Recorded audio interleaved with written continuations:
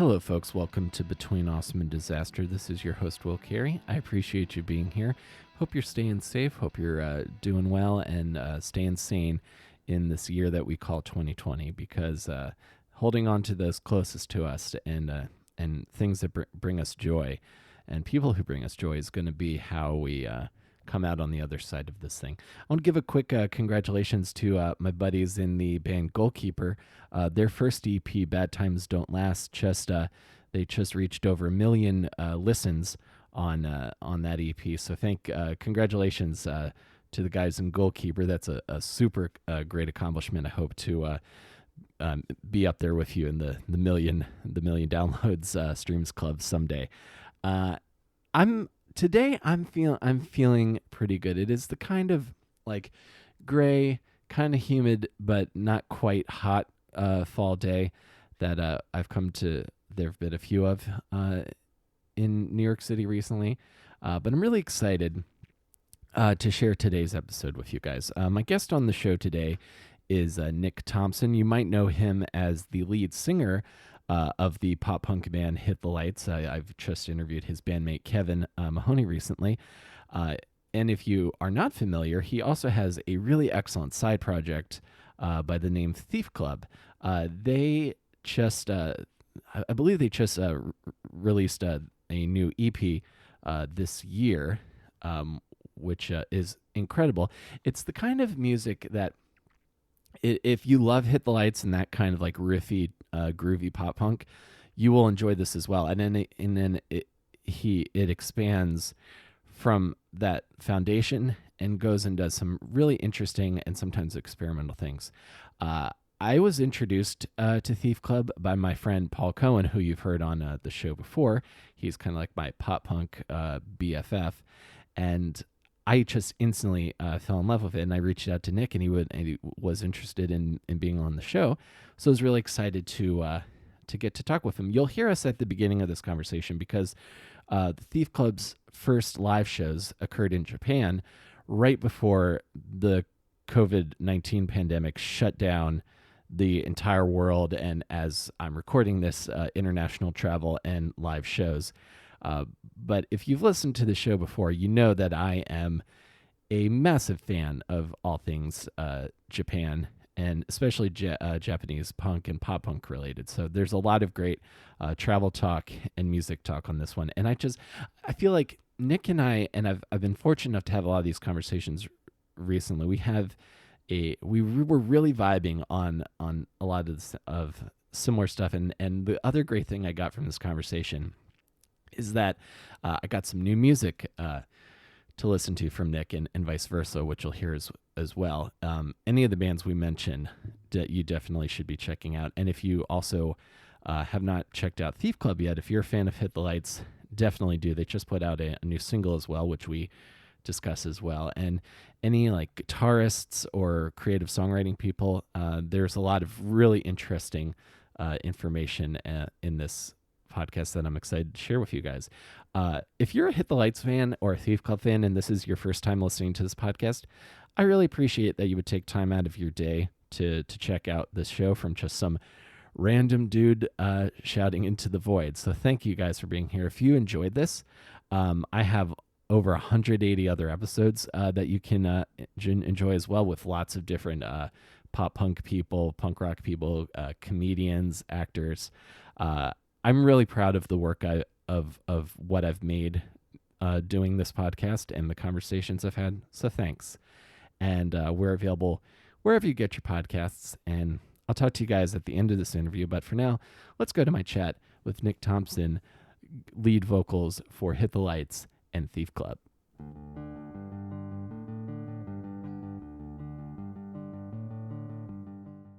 Right on. Awesome. I'm very excited to talk to you, Nick, because a good friend of mine and a frequent guest on this show, my friend Paul Cohen, he's like my go-to for like every new pop punk thing we enjoy. We have to tell the other about. And he messaged me like a couple weeks ago. I was like, dude, have you heard of Thief Club? And I was like, no. He's like, oh, it's from the lead singer of Hit the Lights. And like I listened to, I think First Date in Chicago were the first two songs, and I was just like instantly like, a massive fan. Thanks, man. Like it's really really good. It's really really good stuff. And then when I went to your website, I was really excited because it and correct me if I'm wrong. You did your first like live shows in Japan of Thief Club's existence right before the world fell apart. Yep. Yep, got back and like a couple weeks later, everything just shut down. It was starting to get like hairy when we were in there. My fiance and I, or not my fiance, my wife and I were, we decided to stay there a little longer past the tour dates. We just booked like a week. We just stayed to explore and stuff as like a little honeymoon thing. And well, of course, the band had left, the guys had left, and we're there by ourselves. And all of a sudden, the news is hitting, starting to get real hairy about coronavirus. And we're like, what the fuck is going on? Like, are we gonna be able to get home? Right. And thankfully we were, but like we were right on the cusp of everything, all the flights and stuff shutting down, everything just shutting down. So we're very lucky. That's probably like the bright spot of 2020 for us. Yeah. Oh, that's crazy. Yeah, I remember. I was talking to Lips from Anvil, and they were on tour in Europe, and they had to like basically the last plane out of the country. Like all the shows got canceled. That's nuts, man. How did that tour come about? If Thief Club's been around for a few years, and then you got offers to do these shows. Yeah, what it was our main guy, our boy, my best friend for life, Masa. He runs with Kick Rock Records, Kick Rock Invasion is what it's called, and they would release the Hit the Lights albums. So they would bring us over to tour. Masa was always the guy in charge, basically our TM, basically our fucking dad, keeping us all under control and putting up with our dumb American bullshit. But we just became best friends, and he was obviously a huge fan of the band. So when Thief Club came about, I started doing it, and he heard it. He was like, dude, this is great. I love this. And he would release the Thief Club stuff that I had over here, over there. So their label would basically take Thief Club records after that.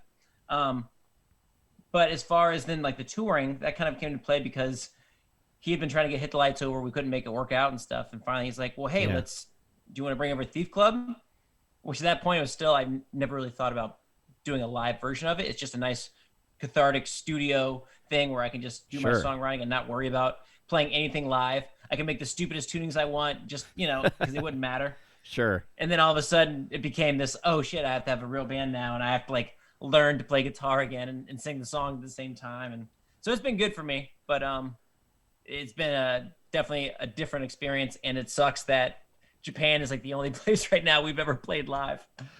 Oh yeah, but pretty hilarious. If there is one place to play live though, like a reoccurring theme on this show, I don't know if you can see, I'm wearing a Japan national team soccer jersey. Nice. Like when I watched that tour video for the song Jen, I was just instantly taken back to my first time there. Like of all the countries I've traveled to, like the happiest I've ever been has been in Japan. Just kind of like even just like walking around, like looking at temples and stuff. But you. Oh yeah. Yeah, but then also I feel like you, my wife, and then a comedian buddy of mine, Mike Werkadal, like, because the robot restaurant like experience, I feel like it is so hard to describe to somebody who has no concept of what it is. But for the people who do know about it, it's just like it's like a shared kind of crazy inside thing. And the best part is like when you hear about Robot Cafe and like you see videos and you're like, what the fuck? You get there and you experience it and you're still totally like, what the fuck? Like the whole time just crazy. You're just like, what is going on? Like it's amazing. But like as confusing as it can look, seeing it like on video and stuff before you've experienced it, getting there and watching it happen doesn't make it any less confusing, and it's amazing in that aspect. I love it. I love this weird storylines. I love just the crazy random ass characters they have in it. And it sucks for me just talk about it and people haven't experienced anyway. So I won't do that much, but it's just so bizarre, profoundly bizarre. And it just makes it that much more amazing. Yeah. It's the most delightful state of confusion I've ever been in. And the way I describe it, if anybody's listening to this who is curious about what me and Nick are talking about, the robot restaurant it's basically if Daft Punk learned Japanese and did a bunch of crank and came up with like a Las Vegas lounge act. That's how I described it. It's crazy, man. And cuz you've been you've been to Japan with like Hit the Lights. Like what are and what cities did you play? Did you like just stay in Tokyo, or did you do Osaka and Hokkaido? Uh, we did Osaka. We did Nagoya. We've done Tokyo. Obviously, a bunch of dates just in different places in Tokyo. Mm-hmm. Which are basically different sides of the country anyway. Osaka, Nagoya, Tokyo. Other ones I can't remember right now. We've been over about, I think, has hit the lights 4 or 5 times. Mm-hmm. So I still am not for sure. We played a lot of cities. Probably ones that you would bring up, and I'd probably say yes, because we've done so many different tours of different areas. Mm-hmm. In Japan, we've gotten to see the whole place. So I don't know. Those are the ones I remember off the top of my head because I just did them in Thief Club again. Yeah, I came back to the venues. So yeah, those ones for sure, but probably yes, all the other ones, all the other cities you're thinking of too. awesome. That's cool, man. Like when I first got to Japan and discovered Tower Records was still in business, and like the whole world of the Japanese music scene is delightful and amusing to me. Like the bands that are coming out of Japan are just insane. Like there's so much great stuff happening over Yeah. there. Oh my god, and there's so much. They're so talented too. Like all the bands that we've ever had the pleasure of touring with over there, I know whether they're taking us or we're taking them. They've always been just fucking on it. Just good musicians in general. You get up there and you're like, oh, okay, this guy's better at his instrument than I am. Cool, Right. dope. I watch that every night. Uh-huh. And then the fact too that a lot of those bands are singing English. They're writing pop punk songs in another language, which is just crazy when you think about it. Just Mm-hmm. a lot of talent there to be able to do that and still make stuff that's catchy and good. Yeah, if I ever get to chat with Scott Murphy, I don't know if you remember him from Alistair. He has a band with the guys from some ex-members of Garden called Mono Eyes, and they do that. Otherwise, okay. And they do that like the switch between English and Japanese. I don't know if I'm not sure if all these bands do that consciously or if that's just the style. But as far as like wrapping around the way English is phrased versus how Japanese is phrased, and for it all to make sense, I'm in awe of that style of songwriting. It's incredible. Who are some of the bands that you've toured with, either as with Thief Club just now or as with Hit the Lights? One of the ones that was actually one of my favorites was New Strike Zipper, and they Nice. are Cool defunct name. now. Mm-hmm. Yeah, but they're basically they're a 5-piece female band. They're basically a 5-piece female Set Your Goals. But they do the switching too between the Japanese and English stuff, and it's great. You should, if you haven't heard New Strike Zipper, I guarantee you'll love them. Oh well, thank you, man. I'm gonna listen to them tomorrow. If I'll give you one as well. My favorite album last year was by a band called the Winking Owl. They're on Winking Owl. Yeah, they're really good. They're on hiatus now, but they had an album called Thank You Love Letter that is just this beautiful collection of like the most meticulously crafted pop songs with like light electronic elements, not like full on like dance, but like I feel like you could get into it. And the guitarist is just insane. He does. What is it? What's the band called one more time? I'm making notes here. The band is called The Winking Owl. Winking Owl. Cool. I will check that out when we're done here. Awesome, man. Yeah, just cool. And I also wanted to tell you, like, I'm really enjoying the Thief Club stuff. The new single that just came out today is really Friday. good. Yeah. Oh, it came out on Friday. Okay, I just heard it today. I thought it was great. Good. And something I've been thinking about more and more, and maybe as I'm realizing maybe my singing voice I should be tuning down when I'm writing songs nowadays.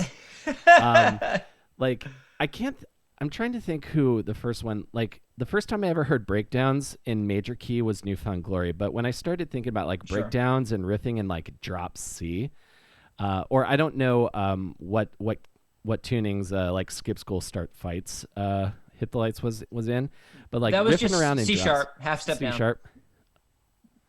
Cool. So I love the like very heavy, kind of like airy, heavy riffing on the new single. It was really great, man.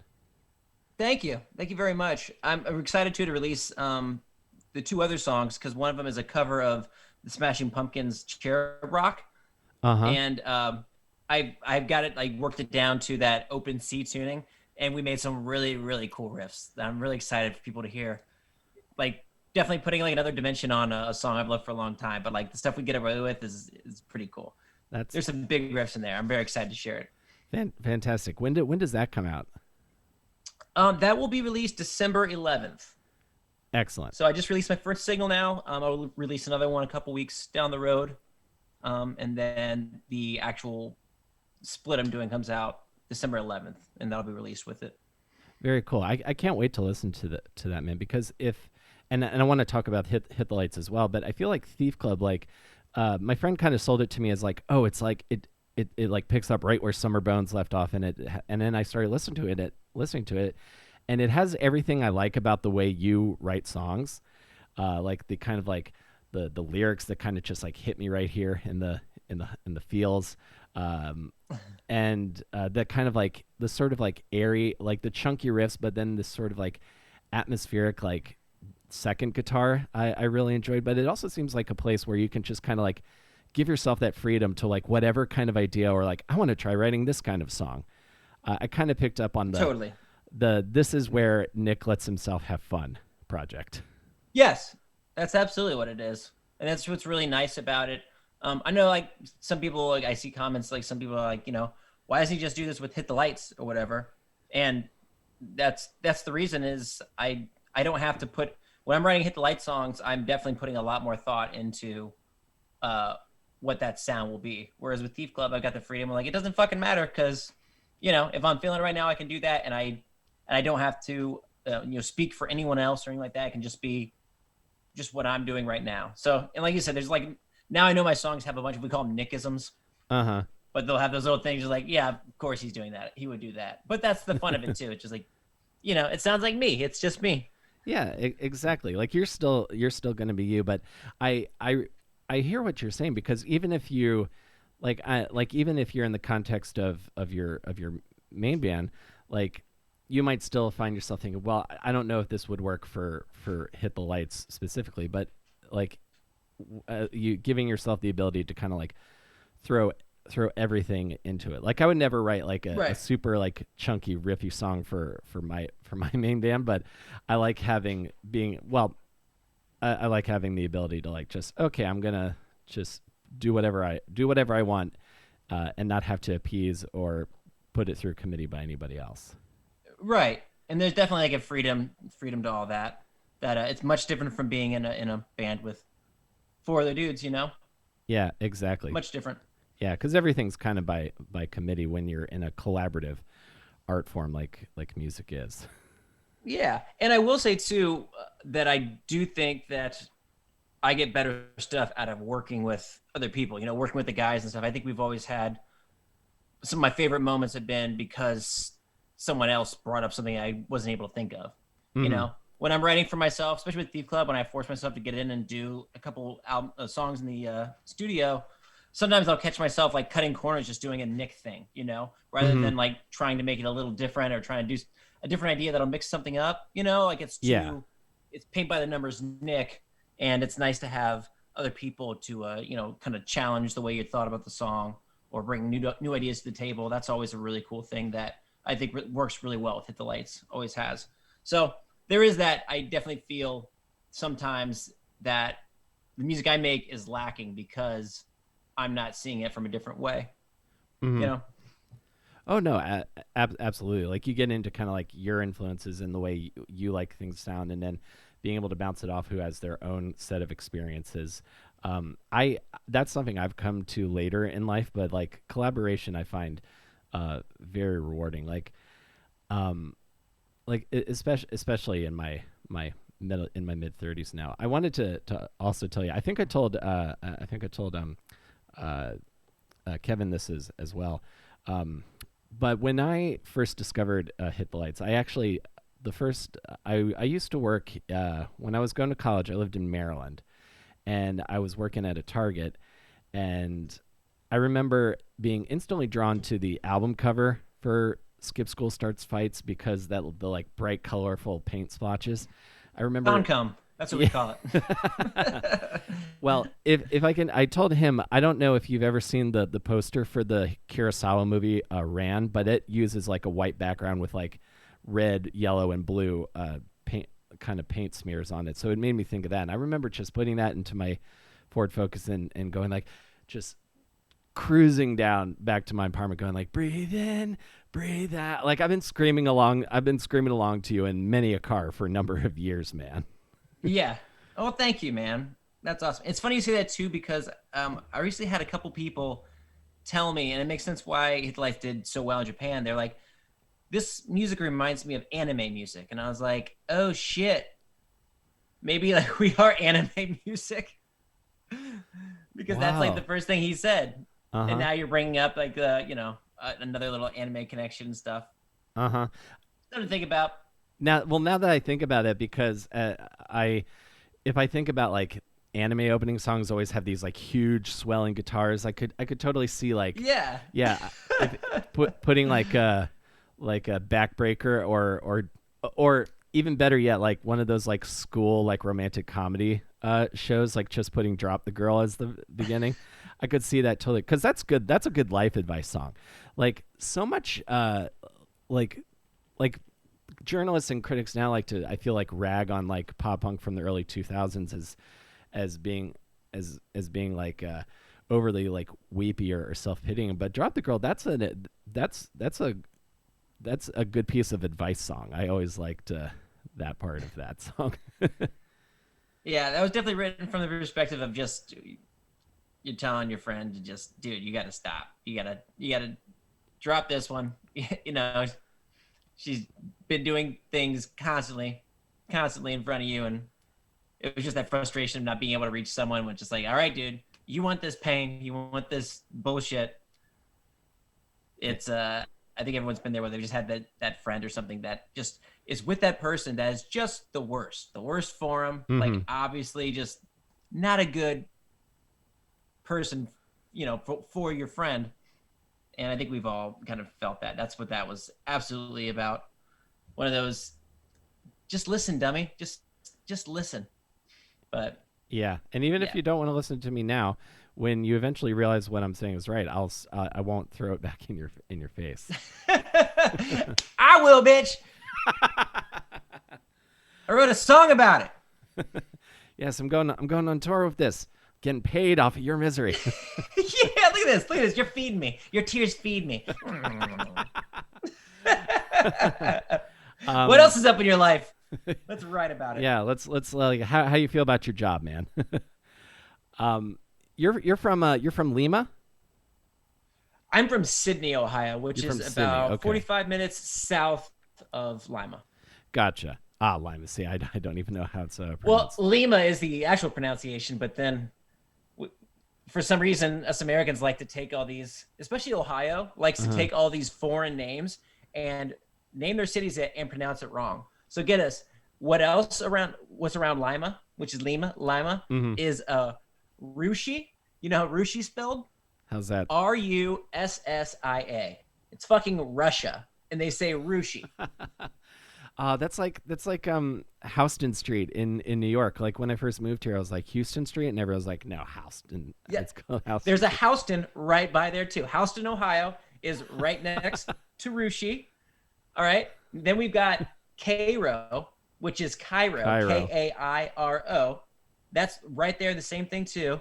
Then we also have Versailles, which is actually Versailles, but we're just throwing those L's in there because they're fucking there. So fuck you, Versailles.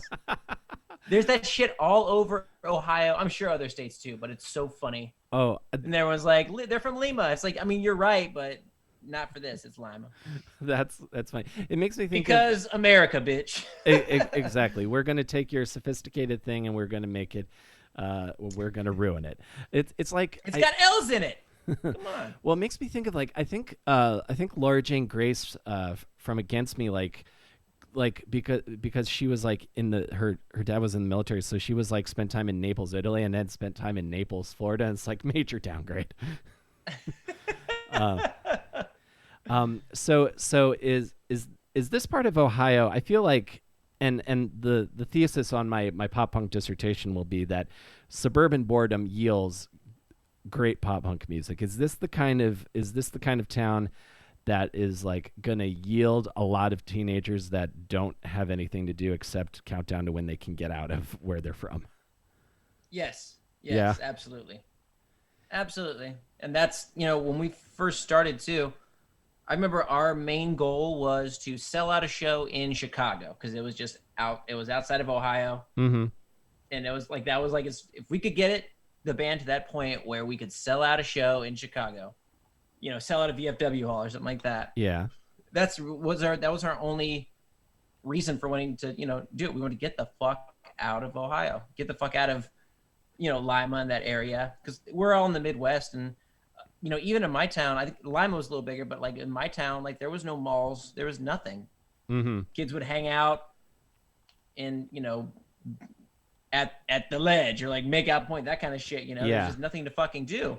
So for sure, like once we started figuring out that we could travel and have a lot of fun playing the music, it was just like, what else would you want to do? Because it's just keeping you away from, Exactly. Let's keep 8 months out of the year, the most boring place on earth, No, I believe me, I do like all the songs Good Charlotte have about Waldorf, Maryland, because that's where they're from. I'm from worldwide. I grew up an hour south of Waldorf. Like Waldorf, like was going to the mall at Waldorf. That was like a big deal where I'm from. Yeah. Because same thing. That was like, the mall was really far away, and that was where cool people who had a mall hung out because we didn't have any of that. We had cornfields. Yeah, I feel like our origin stories are pretty similar. So coming out of this, coming out of the fields of corn, what is your introduction to punk music or heavy or punk rock? Did you start in heavy music also? Because I feel like lots of pop punk bands I've talked to, their start was in heavy music. Yeah, for sure. Mm-hmm. So I started out. First off, my dad would listen to things like 38 Special and stuff like that, but also like a lot of radio and a lot of like pop radio and stuff. So that was my upbringing, from anything from like Def Leppard to fucking Cyndi Lauper, Madonna, to Rat, to 38 Special. That was like my main thing growing up. And then when I started to like hang out with my friends and see what they listened to, and I was trying to find my own taste, I would listen to things I thought I'd have to listen to, like Pearl Jam, and a lot of like the grunge bands that I just really didn't like, Alice in Chains and stuff, because I was just like, well, I guess I'm skating and stuff, I guess I have to listen to this. Right. And then there's also a give too, because then I heard about like Korn. When like Life is Peachy came out and stuff, I was like, what is this? This is amazing. And then so that was like, I was into the heavier stuff first that way, and then I was at my grandma's one night, staying the night, watching MTV, and Blink-182's Damn It came on.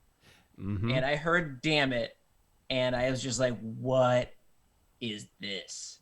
I didn't know it was punk. I didn't know anything about it. What I would call it when I was trying to describe it was surf music. Just cool kids surf music, Oh, yeah. And from there, that spiraled in because I went out, bought Dude Ranch by putting my thumb over the fucking parental advisory, like you do. Totally. That old school shit. Yeah. And then I just would hear about bands by reading the liner notes, the thank yous. Yeah, and I would just read about all those bands, and then I just go out and buy records, not knowing what I'd get. Anything from like Lagwagon, MXPX, NoFX, Bad Religion.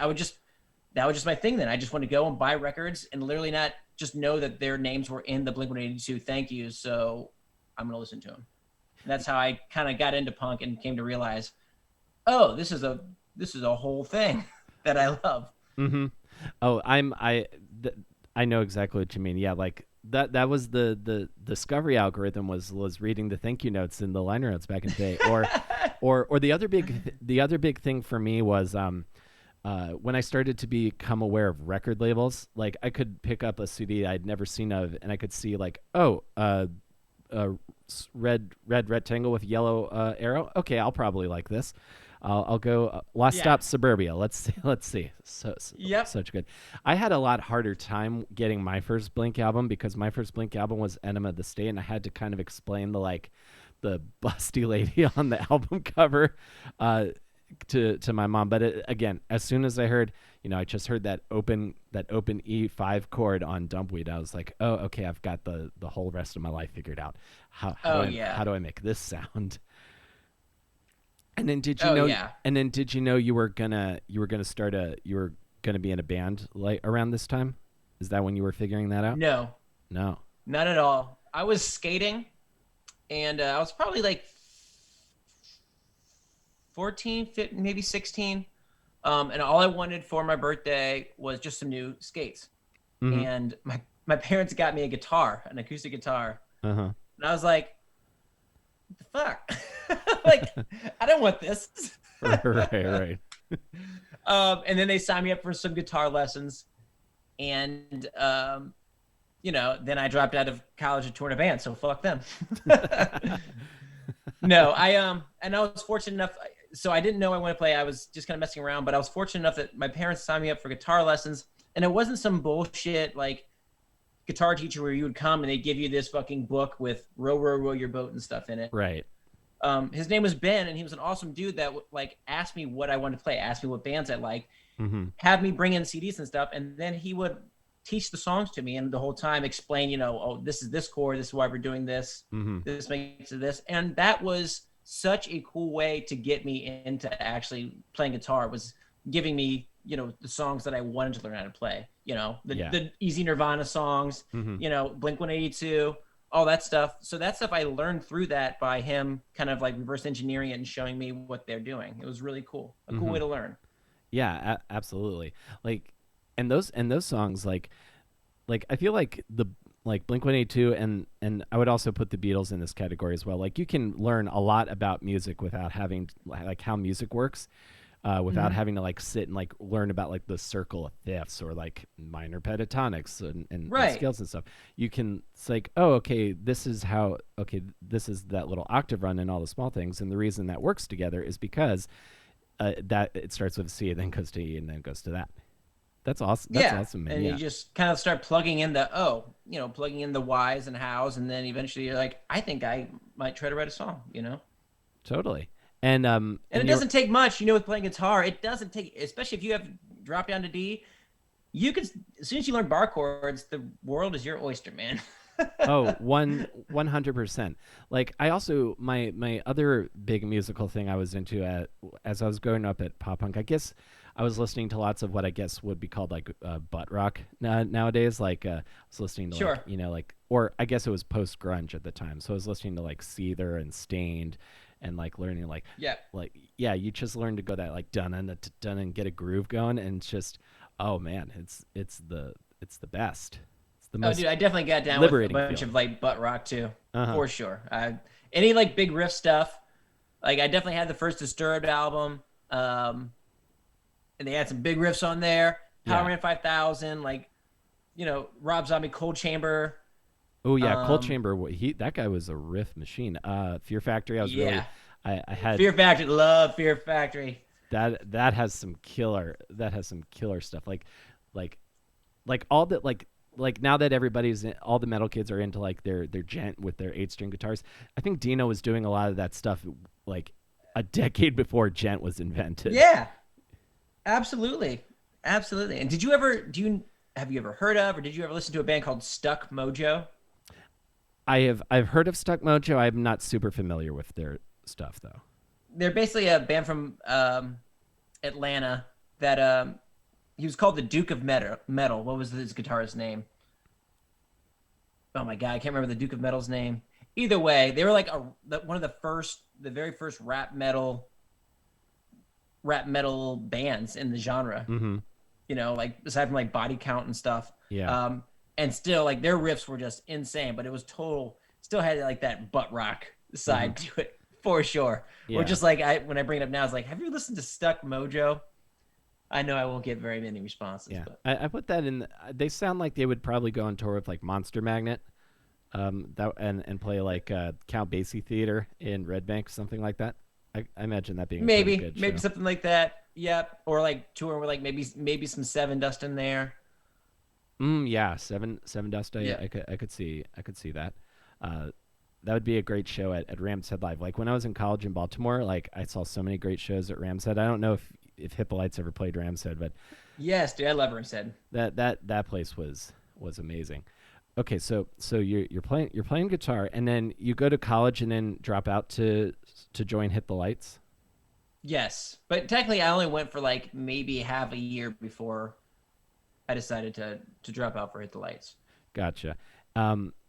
And this is something I'm curious about as well, just based on my own entertainment career. Like I moved to New York because my idea was like you either, if you're going to be in the entertainment business, you got to move to New York or Los Angeles. So I'm curious, how does a band, if you're a band in like Ohio or a place like that would not be considered a major city, how do you go from like playing local shows to being able to get out of Lima? Um, I mean, that started with, I want to say like Omar would start setting up like, because MySpace had just started, so that became a really really big help for Mm-hmm. touring bands. You could just hit up other bands and say, hey, you want to show swap, or can we jump on this show or Mm-hmm. that show? Because the guys, even before I was in Hit the Lights, they did a really really good job of self promoting. We're talking like going to malls, Uh-huh. flyers on cars, all that stuff, and they would get in this little this little scene of Lima, Ohio. They would be packing out VFW halls and stuff. Man, it Mm-hmm. was really cool. To the point where I think our last Lima show we did, so when Colin was in the band. Either way, we had like almost 800 kids at this venue in Lima, Ohio. It was just fucking bizarre, but it was just they were really good with that grassroots, like getting in and making kids come to shows. And from there, bands would hear about us from that kind of stuff, and then Mm-hmm. kind of just start growing out, go farther and farther away from home. Started with Indiana and Michigan. Mm-hmm. Eventually, like play some shows with bands, meet them, get shows with them in Chicago, and then that's what we do on the weekends. We just go out and play shows around, West Virginia. It was Uh-huh. terrifying, but all those right next door shows, Uh-huh. and that's how it started. Awesome. And how long did it take before you sold out a show in Chicago? Not long. Chicago's always been one of our best markets. Probably right before we got signed, I think we did a VFW show and sold it out. That's great, man. It was Knights of Columbus. It was Knights of Columbus Hall. Mm-hmm. And then We always play that, yeah. and then from like playing these like local areas and probably playing places where I don't know, the big bands might not necessarily come through. Is that how a record label notices and goes, "Oh, I bet we could make money off of that"? I think at the time what helped for us, there was a thing called, do you remember Pure Volume? I sure do. MySpace, Pure Volume, those were big areas where there were bands. I think like maybe Cartel and some other bands who they would put some stuff up and they would get snatched up, and that just became kind of a little playpen for labels to keep watch and tabs over what bands are selling what. I know we Mm-hmm. sold really well, like when we released our EP on Smart Punk. We were like number one on Smart Punk and stuff. So we were doing all of that by ourselves. At the same time, we were sending out EPKs and stuff to labels, getting yeses and nos back. Mm-hmm. I think it really started after we got one or two offers. They would just have our lawyer take those offers to other people and be like, "Hey, this is the interest here. What do you have?" That kind of thing. So we were Gotcha. able to generate a lot of label interest that way, I'd say. Interesting. So a lot on our own, and then after we got it taken off to the point where we were like number one on some stuff, Mm-hmm. then just got easier to approach labels, and labels would come to us as well. Gotcha. So you kind of have like you have these like cards in your back pocket that you can go like, well, this is what I've got. So what can you do? No, that kind of makes Right. sense. This whole part of show business, I'm teaching myself, and this podcast has been helpful for that as well. So I wanted to ask you, so because you're not the original lead vocalist in Hit the Lights. Correct. You went from guitar to lead vocals. I wanted to ask you what that transition was like, because I imagine if you're going from like from guitar to then having to be the front man for the band, that could be daunting. Oh yeah, and I never wanted to be a front man Mm-hmm. either. I was perfectly happy playing guitar, singing backups, and I still would be perfectly happy doing that, to be honest. Mm-hmm. I'm not, I'm not one that enjoys being a frontman, and I don't think I'm particularly. I'm okay. I get it done, but when I'm up there, I don't know. I like to play guitar and sing backup. That was nice. Uh-huh. But kind of what happened was after Colin decided he didn't want to be in the band, we took a long time trying out a bunch of people and trying to find people that were the right fit. And it was important just that they had the right dynamic with a band. You had to have someone that was going to work with you, because being in a band is a fucking social experiment. You're cramming 5 young men into a van for months and months on end. You have to make sure stuff works. And there wasn't that one person, Right. where we were just like, yep, that's it. And it got to the point where people had brought up me singing before. I was not interested in it. I thought we would find someone else. Mm-hmm. And finally it was kind of down to the wire. We were just desperate. And I said, okay. And we tried it out. And I think our first song I sang on was a cover of The Warrior by Patti Smythe. Uh-huh. And we released that on MySpace, and everyone was stoked on it, Mm-hmm. Which was really cool. I think it definitely helped that I was already in the band. So me stepping forward, a lot of fans would be able to easily back me rather than someone new coming in. Sure. And taking over a vocalist that they really loved. So after that, it was just like, all right, we talked to Fred at Triple Crown, God bless him, and he had his full support given to us, and we recorded Skip School, and yeah, the rest is history, thankfully.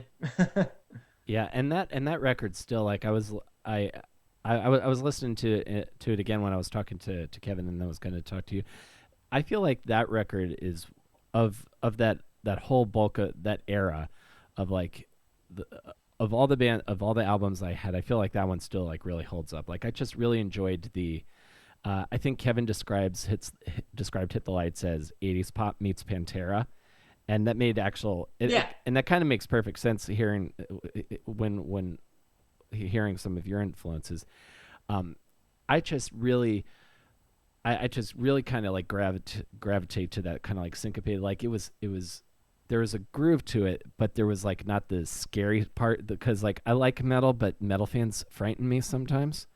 So there was a lot of everything I liked working really well together on Skip School Start Fights, especially like I feel like Rest When You're Dead became because that pops up in a song. I feel like that kind of became like my mode of operation for ever since I first heard it. Because if you're gonna be anything creative, that's what it is Rest When You're Dead. Do it all. I know, but sleeping is really nice though too, I will say. I agree.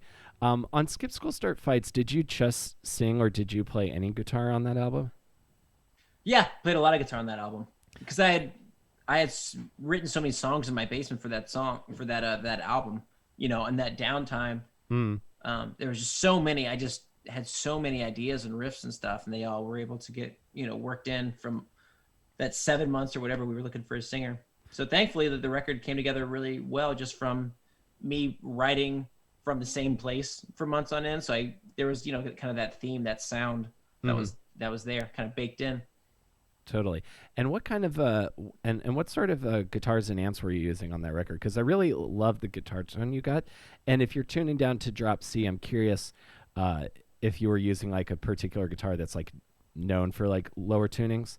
I always feel like I'm very biased towards like Fender and Gibson and Epiphone as being like the only guitar brands that are in my head. But then like sometimes like people always play like ESPs or like some like metal guitar for pop punk sometimes. Sure. Yeah. I mean, and there's so much stuff you can do with EQ and tone anyway now. It doesn't really matter what guitar you play on. You're going to make it sound, you can make it sound similar.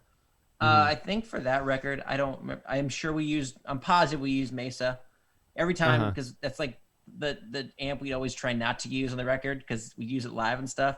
It's like, let's not use a Mesa. But then sure enough, trying everything out, it's like, God damn it, the Mesa just sounds so good. Yep. It I does. think there was a JMP we played out of as well, Marshall JMP, Mm-hmm. maybe a Marshall 800 as well. I know everything was run through a hot plate, and as far as guitars go, oh man, who knows? I'm sure we played a bunch of Rob's guitars. I'm sure we played some of ours as well. Um, yeah, it was a long time ago. Now that I'm thinking back at it, it's like getting kind of blurry. I know. Yeah. I hope. I guess like let's see, do this that because Skip School came out in 2007. I think 8. eight. Okay, so Yep. eventually post pandemic, I there could be a 20th anniversary tour for that album. Not too. That's not too far off. Yeah. Yep. That's Stick up too. Wild. yeah. Yeah, I That know. It's getting weird. Yeah. yeah. But again, like that. That I feel like those songs are kind of timeless. Like you're like they're not aimed to like necessarily at like at a demographic. Those songs are about a feeling. So I feel like and a lot of universal feelings, and I feel like that's always going to be cool and attractive to somebody. I hope so. I mean, I think the record sounds great. It's hard for me to hear with my voice being, so new. There's like stuff now Mm-hmm. that pains me to hear. But as far as the songs go, especially like the riffs and stuff, it's a really fun album to play. Like actually playing the riffs and stuff, there's a lot of really fun stuff that's a blast to play live too. Mm-hmm. Yeah, like so like I said, Breathe In is one of my favorites. Backbreaker is another one of those. I wanted to ask you, when it comes to songwriting, you said like you kind of had this like catalog of riffs. So like when you have a bunch of things and then that you bring into practice, do you have an idea of like how the song is going to come together, or is there somebody in the band that's has an eye for like arrangement? A lot of times for Hit the Lights, I'll say when a song's brought in, there's at least like a chunk, you got like a verse and a chorus, something like that to work around. Mm-hmm. We aren't in the position now as a band to practice together a lot. Right. So like I said, Skip School was kind of written basically like a lot of the songs were like written out, and the ideas were pretty close to done. So we Mm-hmm. just kind of get in, jam those ideas, and then kind of buff out the final details. With Summer Bones, we kind of went back, kind of why the name is Summer Bones. We were able to get into a room for a week with everyone together and then take little bits of riffs and stuff and then build and write songs around it. So we've done it different in the past depending on albums. Mm-hmm. That's what I'll say. And typically, especially nowadays, we don't get a lot of time to get together and jam. I think if we ever record a new record or new material, that's the move. I want to make sure we have time to be able to do that because I think we get the best out of it. Otherwise, you're just bringing ideas and people are learning it, and that's okay. But that's another thing, in my opinion. As far as writing a song together as a band or just bringing a song in to learn. Yeah, that I know exactly what you're saying.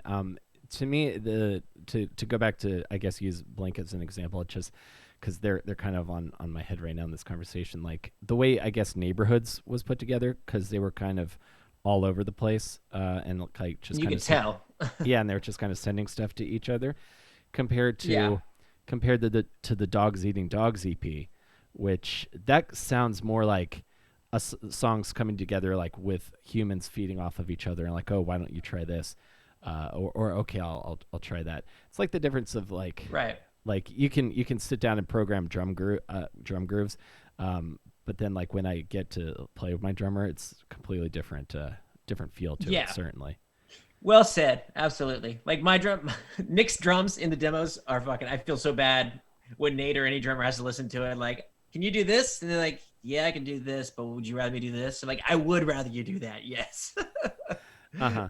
Yeah, I always come to it as like, I was thinking something like this, but better. Yes, and it's just exactly. like, and it's just Okay, like, got you. here's my trash. Now, what can you do with this? Can you make it good? Thank you. I've said that to the guitar player in my band also. It's like, so I have this, but if you could just play it like better, or Yeah. more interesting, because Face. I'm just kind of Face. I got tons of clams here, and if you could just bust out some wicked licks.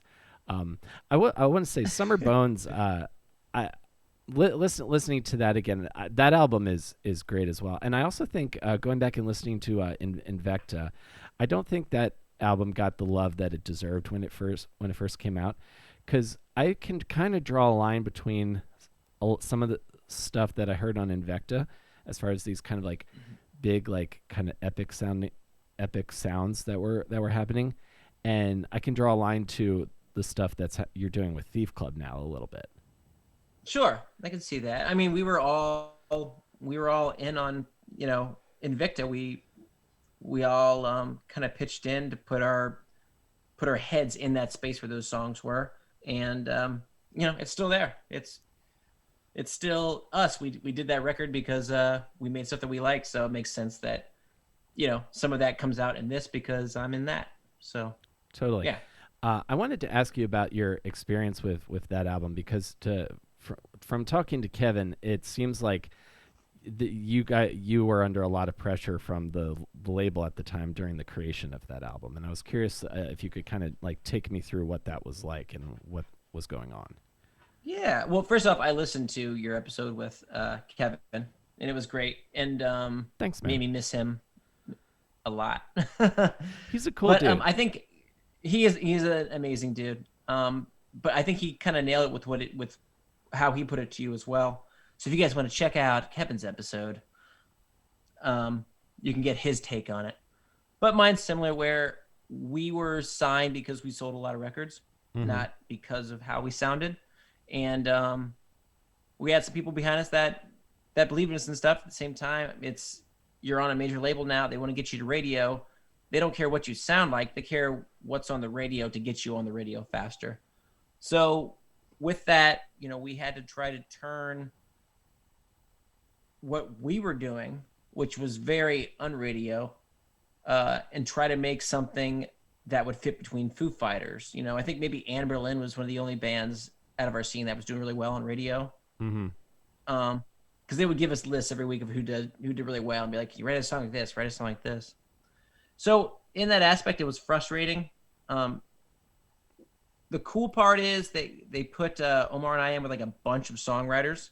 So it was really, really cool to, meet these people who have written these giant songs and stuff, and hear how they approach songwriting, and hear their different ways.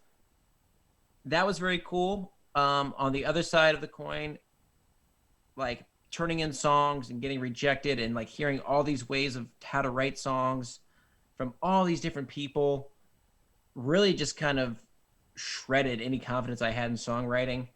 It was one of those things where I couldn't even remember how to write a song anymore, just because I had so many voices in my head telling me how to do it different ways. That it made it really, really difficult to stay inspired. Like I had nothing to write about anymore because I just didn't have any confidence in myself to write. And that carried over after Invicta as well. And I think we all kind of took a hiatus after Invicta. And that's just why. It's a very draining experience. You lose your identity. And, we did the major label thing, and we shouldn't have. But that's also that was our lesson that we had to learn. You hear about a lot of these other bands that went through the same exact experience. And there's a reason that. It's because it's a machine, and it's going to churn you in the way that it makes other things work. If you don't work, if they throw you to a wall and you don't stick, you're taxed right off. But there's not a whole lot of like, let's do something different there. Right. There's more of, let's do as similar as we can so we can make money off whatever fad is going on. And that's just, unfortunately, what a lot of the music business is. It's a giant industry, and they're a machine. They're not there to make creative decisions. They're there to make money. Yeah, and especially if they have to like, if they have to like, oh, okay, you're already playing this, so you should play this because it's like that, and it just kind of feeds into those like long cycles of that take a while to eventually like turn over. Right. And especially, I would imagine like if you have somebody telling you how to write a song that does not know how to write a song, like if you put them in a room, they could not write a song to save their lives or their family's lives. I could see that. How that could like be really frustrating. If it's any consolation, I think that record is great, and I think you've gone on to make lots of great music outside of whatever system they've figured outside of any kind of label system. And the stuff that you're making now, especially like, even though I've just discovered Thief Club recently, is as meaningful to me as like the first time I heard Breathe In or the first time I heard Body Bag. No, thank you, man. I appreciate that. I take that to heart. And I will say too that Invicta was purely us. We decided to make that record how we wanted it to sound. Mm-hmm. So, when we ended up signing to another label and they put it out, they let us do whatever we wanted. So that was all our active decision to make that record. But that's just from the reaction of coming out of such a weird and tough time in terms of like songwriting and just being in a band on a major label, that's just what came out of it. That is the return on the investment of our experience that we had at the time. Yeah. And that's what happens in the context of that situation. So then I guess by the time you get to Summer Bones, it's almost like a rediscovery of how fun Hit the Lights can be compared to what that situation was like. Yeah, and I feel with Invicta, we wanted to go for that kind of big arena sound, and we had like different samples and all that stuff. And I think, especially touring on some of the songs from Invicta, they're good songs and I love them, but they're not the most fun to play. Right. They're big and open, slower, and especially when we started coming back and touring again, we play these big, open, slow songs, and it just feels like kind of like a downer because we go back into something, Hit the Lights, or not Hit the Lights, but Skip School or something like that. It's like, oh yeah, I can bounce again. Yeah. So after we took our little hiatus and decided we wanted to do another record again, that was kind of the one thing I know Kevin and I both looked and agreed on. We're like, we're going to make a really fun record to play live. We want all these songs to be a blast to play live for us, and a blast to for people to hear. And that was kind of the main thing going in. Just like, let's just go balls to the wall. We don't know if we'll ever make another record again. Let's just write the best, riffiest, catchiest stuff we can. And that's why those songs are so fast too. We're just like, just keep hitting them, and then we'll be done. Yeah, and that absolutely comes true. Like I was trying to like pick out like Fucked Up Kids. Like it's just so like ridiculously like the up and down. I was like, I gotta. My wrist is tired. Like every time I try to think, okay, I'm punk rock, and I try to play it like 180 beats per minute. I'm like, okay, maybe I like power pop, maybe 120 beats. Yep, and that's all like Kevin fucking himself. Totally. Every time we get like back together after like playing for a while, we have to play Fucked Up Kids. He's like doing like breath work back there, just like, oh god damn it. Back there just trying to get that wrist working. Right. He absolutely. I imagine it's like, did you ever see the Metallica movie, Some Kind of Monster? Oh fuck yeah! We go back every time we're in the studio. We'll watch that at least once. Okay, so like the bassist audition scenes when Robert comes in and Lars asks him what he wants to play, and he's like, why don't we do Battery? And Lars is just like, Battery. And then Kirk's like, you can play that fast with your fingers, and then oh dude, it's the same face I make every time my guitarist is like, this song needs a walking bass line. I'm like, damn it. No. Because again, like my favorite things to play live are just like all downstrokes, just like just like, okay, all right, let's break out the C major scale again. Yes, dude. Is there something musically or even outside of music that you want to create that you haven't done yet? Outside of music? Or music. Is there some kind of like sound or project in your head you're chasing that hasn't been made it to wax yet? Always. Where and what I'll decide to do. I don't know. Whenever it comes, when that wave of inspiration comes, I'll do it. And if it's something super weird that doesn't need to have a name like Thief Club or Hit the Lights on it, then I can always like name it something else. Mm-hmm. But I think as soon as something inspires me enough to do it, I definitely have little ideas, but I think, other things have to come besides just the idea. I'll need to get that wave of like, oh, lyrics, and the lyrics will go well with this concept and that kind of thing. Mm-hmm. Totally. So yeah, yes, but when and what? Who knows? I don't know. So Exciting to think about. absolutely, man. And the Thief Club, there's a split coming out in December. Yes. Do you know the band Just Surrender? I don't think I do. No. You got to listen to some Just Surrender, dude. All right. Just Surrender's great. I'm gonna write it down. They were a band we toured with. Yes. Let me know what you think, dude. Just oh, anyway, my boys. Jay, one of the singers of Just Surrender, had hit me up because I was already thinking quarantine had hit, and I was like, I need to find a way to stay creative and make myself write stuff.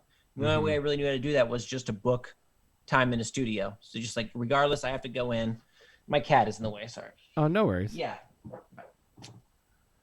Attention whore.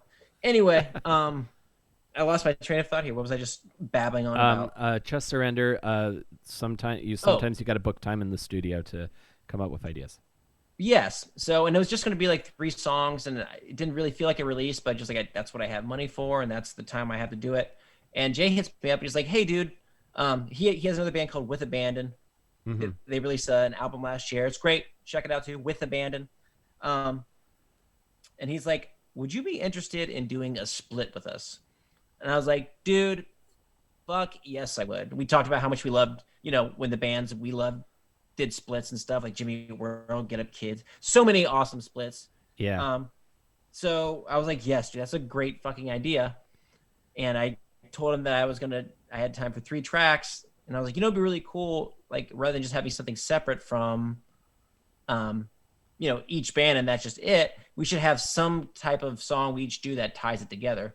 Mm-hmm. In the past, you'd have bands that would like cover each other's songs or whatever, but we're both like relatively new, unknown bands, so it's kind of like, like what's it matter if, I'm covering one of their old songs, they're covering one of mine. Mm-hmm. So we decided there's got to be a band we can do that, is kind of timeless, but something that we can both kind of twist into our own sound as well. And we settled on Smashing Pumpkins, and we settled on the album Siamese Dreams, which is one of my favorite albums of all time. Mm-hmm. And so that's kind of how we were just like, okay, cool. What do we call it? It's like, well, it's a split, and Smashing Pumpkins, so we'll just do a little parenthesis with the SP and call it Split. And we digitally shook hands, and that was that. Very cool. I can't wait to hear that because, Smashing Pumpkins, like one of my favorite bands of the 90s. I can't wait to hear. Awesome. To hear that, dude. I haven't heard their cover of Disarm yet. I can't wait to hear it though. And like I said, my version. I will send you my version of Cherub Rock when it's done being mixed. Oh yeah, I'd love to hear your thoughts on it. Absolutely, I would love to hear that, man. And again, in return, I'll send you the one song from my band that I wrote and get your thoughts on that. Okay. Awesome, Sounds man. good. Yeah, I can't wait to. I would love to hear this cover of Cherub. And I'll text you tomorrow. I'll listen to these bands you mentioned, and I'll text you tomorrow. I'll let you know what I think. Awesome. I always love doing these because I get so much great new music out of it. And dude, getting new music is the fucking best. Like finding that new band or that new music. There's just that. Oh, the drugs in your brain that you get. It's fantastic. It's such a rush. It's like one of my favorite things in the world, finding a new band that you love. Oh yeah, takes me right back to hearing What's My Age Again or Dumpweed for the first time. It's that same kind of like all of the like different parts of my brain that haven't been like lit for a while because I'm just going through like the routine of life sometimes. Mm-hmm. And then when they're lit, you're like, ooh, need more. Give me more of that. Yes. It's so. And then it starts adding like flavor to like more other moments in your life. And, you're remembering like all the things you did while listening to that music then. And it just becomes that cool portal that the music is so good at. Absolutely, man. And your band's music is a lot of that for me. And now with Thief Club, I'll always have this memory of like, oh, my friend Paul introduced me to that. So absolutely, man. Do you think Hit the Lights will want to do shows again or do another record in the future? Yeah, we've talked about it. I mean, that's one reason we haven't officially called it quits because nobody wants to. We just need time to get together and make it happen. We are playing a festival. It's supposed to be this past July. Mm-hmm. Obviously, the world is burning. So next Yeah. July, we'll be doing that. And that's Four Chord Festival in Pittsburgh. I think July 11th. I think that's the new date. Maybe that's the old date. It's in July, with Blink and The Used, 4 Years Strong, a shit ton of other fantastic bands. So we do have that scheduled. It'd be nice to do maybe a release, some type of little release around that. We'll see what everyone can do realistically and what we can make happen. Very cool. And wear a mask, everybody, so that show can happen, because that's a great Four Chord Fest is a great lineup. Yes, wear 4 masks. Put your head in a plastic bag and tie it tight. um, and now that you're a place where you can, again, you can do shows and release stuff the way you want to, and then you have this other creative outlet. It's I'm excited for all of the music you've made that means so much to me, and I'm excited for the new stuff and what comes next. Thank you, man. And that's like, honestly, that's the coolest thing about all of this is just not only that we got to make music and we still make music, but like when it connects with other people, that's a really, really special thing and something I'm very, very thankful for. It's awesome. And like I said, music is a beautiful, beautiful technology, that I'm so grateful that it's been a part of my life and that people can enjoy it with me. I'm sure you feel the same way. 100%, man. Or even like the people who've reached out to me because they like my podcast, like connection, community. Like Yes. it's the building blocks of everything that we do in a abstract sense. If I want to get like super like PhD on about it, but Absolutely. And everyone should be creating because that's what creation does. When someone makes something and another person likes it, it's like that's a beautiful connection that's been made. There's a little bond there. And we need a lot more of that.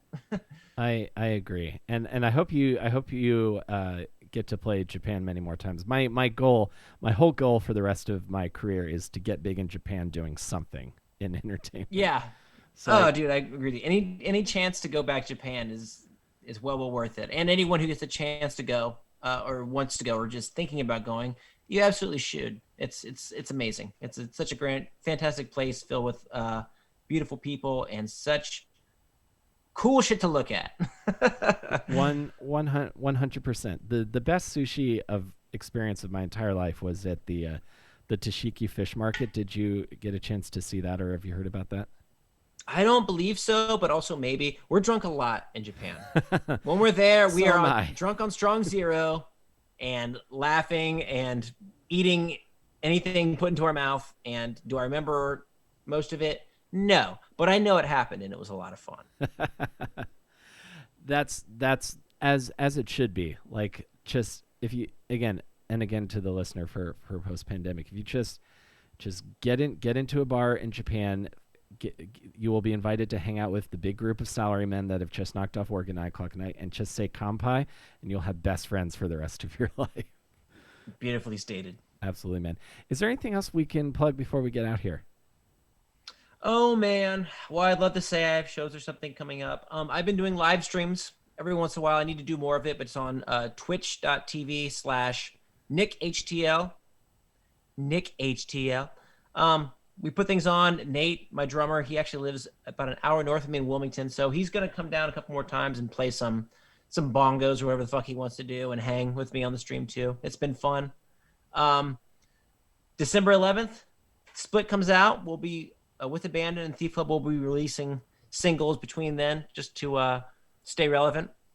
And yeah, hopefully we can talk to the Hit the Lights guys and get something cooking so we can just forget about 2020 and make 2021 the real year. That's the real good one.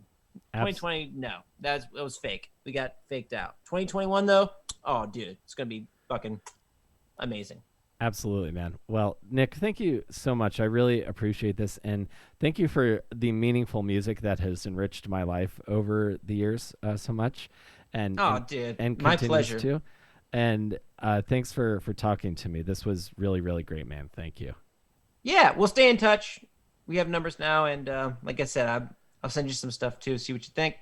I always like to hear people's opinions on my stuff. It fascinates me. So Absolutely. Yes. Send stuff my way. I will listen to it. I give very thoughtful critiques when I listen to music. You can ask Mark, the guys from Goalkeeper. I was able to hear their EP before it came out. So I like to awesome. think I give pretty thoughtful critiques on stuff. So Awesome. I mean, it's already like recorded and done, so there's literally nothing I can change.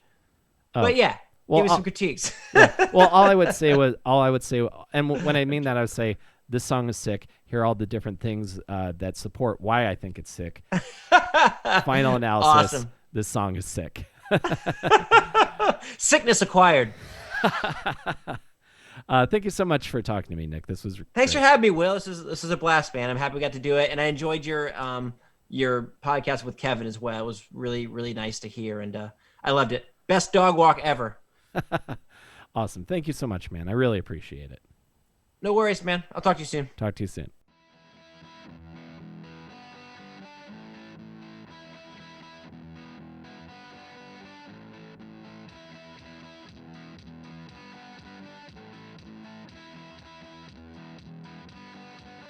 One of the great thrills of doing this show is being able to connect with people who have made music or have made art that has enriched my life and made me feel something, and not only let them know of their effect on my life, but to also be able to connect with them in kind of the same way that I connect with any friend of mine, where we connect over music. Like, to have that connection. There is no way you can undervalue the importance of music or creativity in this world. I think about that a lot. Like, when going back to when I first did drama in high school, and how that kind of set the course that has brought me here, and to be able to chat with Nick was a great thrill. And I'm super appreciative, Nick, for the music recommendations. Thank you very much. And I want to let you guys know, Nick texted me after our chat and told me that the Winking Owl are riff-tastic. So you've heard me talk about that band a lot on this podcast also, and I was thrilled to get that message and to hear that I could recommend some good music to somebody whose music I love as well. So thank you very much, Nick, for your time and for your hospitality and being on the show. I sincerely appreciate it. I also want to give a shout out to my supporter on Patreon at the awesome producer level, Mary Beth Mooney. Thank you so much for your support. I appreciate it so much. If you guys are curious, you can go to patreon.com/awesomedisaster. Check out the stuff that I'm doing over there specifically for supporters. And if this is your first time listening to Between Awesome and Disaster, thank you. And if you want to check out more, we're available wherever you get your podcasts. We are on Apple, Stitcher, Spotify, and Amazon Music. We were just added to Amazon Music recently. And if you guys want to get a free month of Stitcher Premium when you sign up for a subscription, you can get your first month free if you use the promo code AWESOME at stitcher.com/premium. Again, that is the promo code AWESOME in all caps at stitcher.com/premium for a free month. And I really appreciate that you guys take time to listen. If you wanna reach out to me, I'm available on Twitter at Comic Will Carey, and I'm Will Carey 23. That's Carey spelled like Drew Carey, not Jim. On Instagram. Thank you guys again. I'll see you next time between Awesome and Disaster. Stay safe and wear a mask.